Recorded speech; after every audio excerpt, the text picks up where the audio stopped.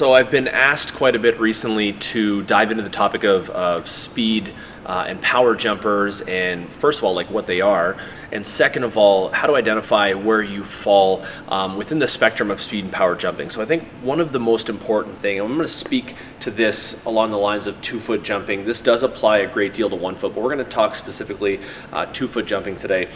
It's important to understand that while you can be more strongly identified toward one jump or the other, is that these don't exist apart from each other, meaning that you're not just a speed jumper. That doesn't mean that you don't exert any power during a jump, and vice versa. If you're a power jumper, it doesn't mean that you don't exert any speed. It just doesn't exist. So kind of the way we look at this, and I'm going to figure out which marker works here, but you got to look at this more like a kind of a spectrum or a timeline.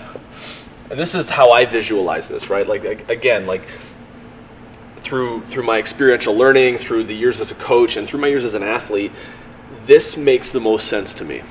Okay, so let's say, for instance, we have speed on one end and power on the other end. And let's call this like a perfect hybrid. Let's call this like a perfect combination of both. For myself, and what I'm going to do here is overlay some video over this video to kind of give you some context, is for myself during my prime and when I was jumping as a professional dunker, I was a very speed-oriented jumper. That being said, I was also quite powerful, meaning that I could move weight, I could exert a lot of force, but the technique I displayed and the way I gravitated toward expressing the full output of my vertical jump was heavily weighted toward being a speed jumper. So what'll happen here is it really just means that you have a little bit more qualities of a speed jumper than a power jumper. And there's some ways to figure this out. Like, you're probably sitting there going, okay, cool, but like, where do I fall on this spectrum? Probably the easiest way for you at home to kind of find out where you fall. Now, you're not going to be able to place yourself, perfectly on this spectrum. I'm doing a little bit more work right now of how to kind of refine this process, but I'm going to speak so that you have some context of like the course of action I go through in my own mind. So when I get an athlete in here, we might test their, we definitely do. We test their countermovement jump, which is a standing effort where we can preload that movement, swing the arms, load the hips. And then we test like a full approach jump. What I'm looking for here is the difference between those efforts. So for instance, let's say someone comes in here with a 10-foot, 0-inch countermovement jump. That's the peak of their jump, but then they go to do a full approach jump and their jump is, let's say, 10-foot, 2 inches. There's a difference here of 2 inches. Anything that falls, in my eyes, below 4 inches or below in terms of discrepancy, it's pretty safe to say in this case that this athlete is a much more power-oriented jumper. And the reason we can tell they're a much more power-oriented jumper is that when it comes to the addition of an approach or addition of the ability to express speed, there's not a huge conversion here. I mean, 2 inches in the grand scheme of adding additional velocity to the equation is not a lot. So I would say this athlete will fall much more heavily toward that of a power jumper. Because there's a 2-inch discrepancy, they really will fall fairly close to this power threshold right here, to being primarily a power-oriented jumper, right? They don't utilize speed very well at all. For me, when I was testing, my test back in my prime, my counter movement, let's call this person 1, and then 2. So this is very power oriented. My counter movement jump at its peak, we're going to go more toward the actual measurement, was 36.5 inches, and my full approach was arguably 48 inches. I remember being like 47 and a half. We had a kind of a flawed vertex at that point.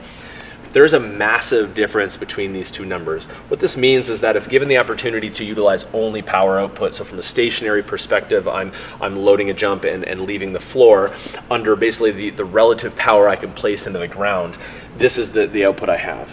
With the option of adding additional speed into the equation, I'm able to increase this a great deal which means that I have an innate ability to be able to convert and also raise the ceiling of potential of my jump by adding speed, which means I'm going to fall heavily toward being a speed jumper. Again, I was a powerful athlete, meaning that like I could move weight. I had a 36.5-inch jump, but I utilized speed very well. Okay, there are a handful of athletes out there, as you know, 2-foot jumpers that I would say fall closer toward this median here, where they have a great deal of speed, they have a great deal of power, and their jump executed expresses both of those components very, very well. And I'm going to overlay a couple examples here. I'm going to put an example of my fellow Canadian, Jordan Kilgannon, best known professional dunker in the world. You've probably heard of him. He's a hybrid. This guy is very powerful and very, very quick. It's very evident from the video that you're watching right now. The other way we can determine with some degree of accuracy the tendency of an athlete to gravitate more towards speed or power would be to do with knee flexion. So I'm going to overlay and pause a still here of one of my takeoffs. And what you're going to notice is the angle of, let's call that my knee, and let's call that my foot. The angle of knee flexion here is very shallow. There's not a great degree of knee flexion, which means that given the height of the jump and the amount of time spent on the ground and the lack of flexion through the knee, the rate of force is quite high, and also the ground reaction time ground reaction force and time is both fast and quick. So my ability to leave the ground, again, is of greater influence from the speed created through takeoff versus an athlete, which I'll overlay here, you're going to notice has a much greater degree of knee flexion, sits a little bit lower into that, has a little bit longer ground contact time, and as a result uses a little bit more relative power output to get off the ground. That's not to say they don't use speed, but they use more predominantly power. This is a really convoluted way of saying that people jump differently, and as a result that can expose, or that can lead us to a more accurate direction of travel when it comes to training biases, or when it comes to figuring out how to actually take care of that in the gym setting.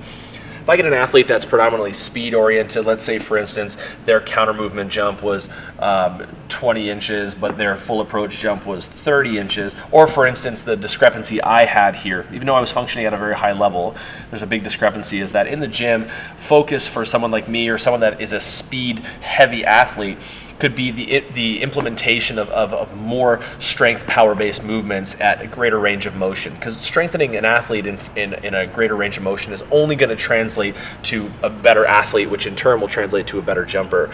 Combined with obviously technique work, that's going to make a huge difference. For someone like a power athlete who has a very, very, very small margin between their counter movement and full approach, you know, the way I would approach an athlete like this is obviously, you know, we would put in place power and strength protocol, but like the bias is going to be more toward teaching that athlete how to convert, how to utilize and how to produce speed and amortize that through their takeoff. And that's going to be a lot of technique work, over speed training, and so on and so forth. So there's definitely a lot of videos in my channel here that go over concepts of over speed training, dynamic stability. Again, this is something for a power jumper. The introduction of more dynamic stability work will allow their body naturally to create a greater impulse through their approach into their penultimate and into their takeoff. So this tells us that you are less one or the other. You are an athlete that falls along this spectrum, either to the right, to the left, or float somewhere in the middle as a hybrid. If you guys have more questions, post below. This isn't documented science. This is experiential from my end.